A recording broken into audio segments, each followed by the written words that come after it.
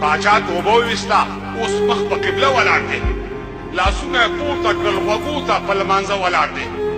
پاچا پښیمانه دی توبو پسې توبې ګرځوي پاچا پښتون شو اوس په لاسو کې تسبیح ګرځوي په افغان ضدو او پښتون ضدو د کابل وخوړو پاچا به خود نه زموږ حق دې پر بل وخوړو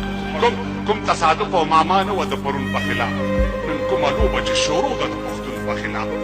د نړیوال الزام په دور باندې ککړ هم زه یم عجیبه دا دله چې مړ هم زه یم او پړ هم زه یم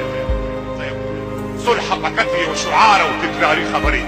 صلح د لوی مداري خولکې بازاري خبرې جګړه ییز حل او سوله ییز حل یو کېدلی نه شي لکه په یو موزه کې دوه پښې ځایېدلی نه شي تر څو چې دا ځمکه اسمان وي دا مطلق بولو چاته سوال نه کوو دا خپل مسلم حق بولو شتون د دې دواړو حاکمیت په خامخا وي پکې اسلامیت او افغانیت په خامخا وي پکې د تمدن او عثماني خلافت جوړو مزه په دې حال نه وو په یو وخته مې جوړو مزه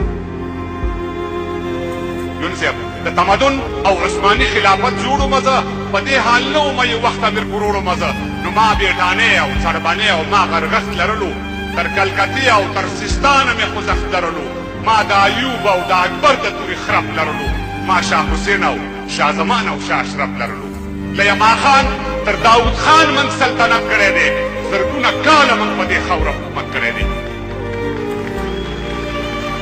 له یما خان تر داود خان من سلطنت کړی دی زرګونه کاله من په دې خاوره حکومت کړی دی من تر ملتان او پانیپت امپراتوري کړې ده من تر تاشقند بخارا پورې باداري کړې ده من سپردان د عراق د جنوبي بشمس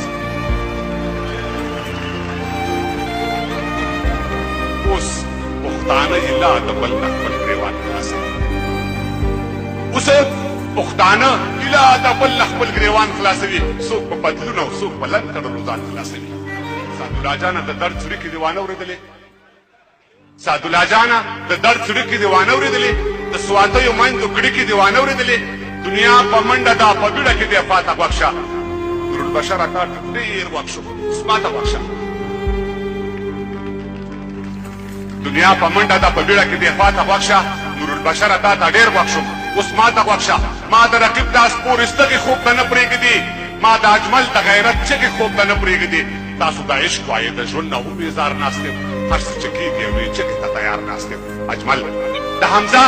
سر ته د خیبر په لویه لار ناست یمه راځئ اوس هم هغې چغې ته تیار ناست یم د تاترې په سر ولاړ یم تر بولدکه یاره د ملکڼ په سر راوخېږه ټپکه یاره شنه ګل رنګینه لوپټه د یاره نه بلیږي اوس د پیزوان د مارګلۍ په کنډو نه ځلیږي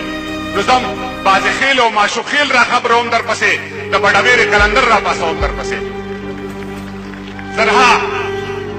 زرها لکها به وي خو ستا په شان به نور را نه وړي میندې به کښېني داسې زوی به بله مور را نه وړي قبر د ګل شه او درجه د خدای اوچته در کړي شیخ بجلیګره رب دې وواړه جنته در کړي